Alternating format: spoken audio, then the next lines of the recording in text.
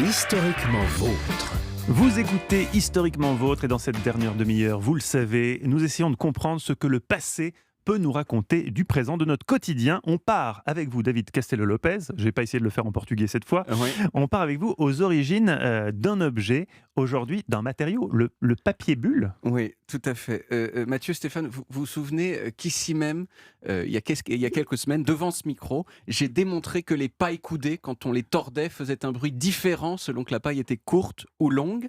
Je me souviens de cette chronique. Et une chronique qui a marqué l'histoire. Qui a marqué l'histoire de la radio.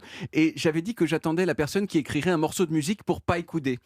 Eh bien, il s'avère que cette réalité musicale des pailles coudées, elle s'applique de la même façon aux bulles qui constituent le papier d'emballage. Elles n'ont pas le même prix ? Plus les bulles sont grosses, plus le son qu'elles produisent en éclatant est grave, plus les bulles sont petites, plus le son est aigu.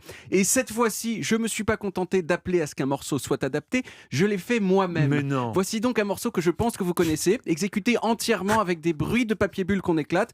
Mathieu, je vous soupçonne d'avoir une assez bonne oreille musicale, donc vous jouez pas. Et je me permets en conséquence de me tourner vers vous, Stéphane. C'est dégueulasse. Essayez de deviner. On écoute.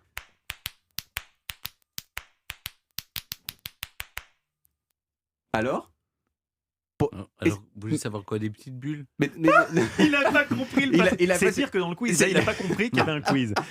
Il faut essayer de deviner de quel morceau il s'agit. Il faut réécouter. Test.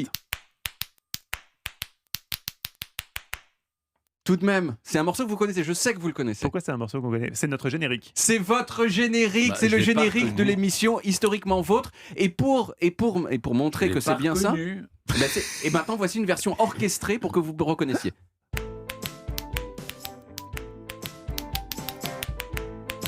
Exactement, c'est notre générique. C'est votre générique. On peut faire tout ça avec du papier bulle. On peut faire tout ça avec du papier bulle. Ce qui ne dit pas fait, d'où il vient, c'est des notes. On va y venir. Il faut aller très très vite quand même pour péter. Oui, il faut aller assez vite. C'est uniquement les meilleurs musiciens qui peuvent se permettre de jouer du papier bulle. Les bulleurs. Au passage, j'ai fait ça quand même hier après-midi au lieu d'aller au but de Chaumont. Donc vous voyez quand même que je prends ma position de chroniqueur assez à cœur. En même temps, il a fait très mauvais. Voilà. C'est vrai.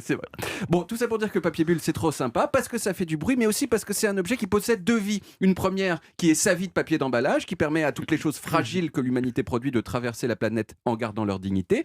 Et puis, il y a une seconde vie du papier bulle, comme accessoire ludico-médical, qui permet de se déstresser. Paf, une bulle, on oublie qu'on s'est fait virer. Pif, une autre, et c'est pas si grave si on s'est fait larguer. Pof, et le réchauffement climatique, bon, on en fait toute une histoire, mais ça m'étonnerait, moi, que les eaux, elles montent jusqu'à chez moi, quand même. Voilà.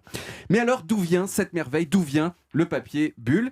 Alors, jusque dans les années 50, quand on voulait protéger des trucs qu'on envoyait par la poste, on utilisait du papier journal roulé en boule, normal. Mais ça avait l'inconvénient d'être un peu bordélique et de laisser des traces d'encre dégueu sur les objets. Et puis, sont arrivés deux messieurs, un monsieur suisse, comme vous, qui s'appelait Marc Chavannes, et un monsieur américain qui s'appelait Alfred Fielding. Leur but au départ, à ces deux messieurs, à la fin des années 50, c'était de fabriquer du papier peint texturé pour les jeunes gens branchés. On voit que c'était une autre époque quand même, parce que déjà à l'époque le papier peint c'était cool. Papier peint revient, David Castello. J'ai vu ça dans les magazines déco. Je suis largué quoi. Voilà, je suis un enfant des années 80 complètement largué. Et c'est vrai que le papier peint texturé, c'est vraiment pas le papier peint le plus cool, même quand on aime bien le papier peint. Mais à l'époque ça marchait super bien. Et en 1957, Marc et Philippe, ils ont eu une idée. Ils se sont dit, on va faire du papier peint en plastique avec des bulles. Et ils ont collé des rideaux de douche en plastique l'un avec l'autre en les chauffant et en laissant des poches d'air pour que ce soit visuellement cool.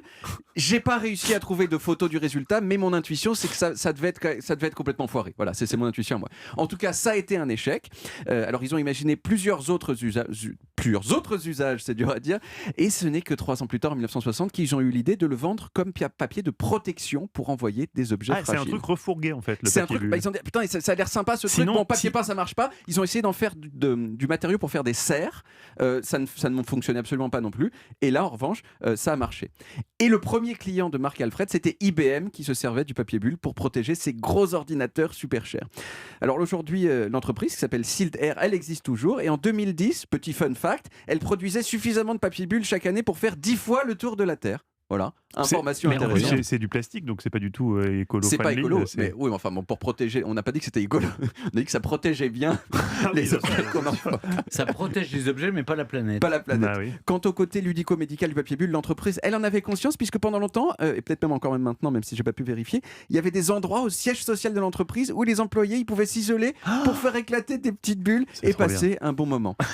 Et dernière chose, si vous n'avez pas de papier bulle sous la main, sachez que maintenant il existe une application sur votre Non. téléphone qui permet de percer du papier bulle virtuel. Génial. Ça s'appelle Bubble Wrap. Je vous fais une petite démonstration. Voilà, je l'ai ouvert. Vous voyez, hop, tac, tac. Ça fait. Ça, voyez c'est 2020. Ça, c'est complètement 2020. Là, C'est on un y petit est. peu moins agréable qu'avec du vrai papier Mais bulle, parce mais que quand quand même, même, c'est tactile. Ah Le oui. plaisir est aussi tactile. Et il est n'est pas tactile. que sonore. Mais au Ah moins, oui, c'est écolo.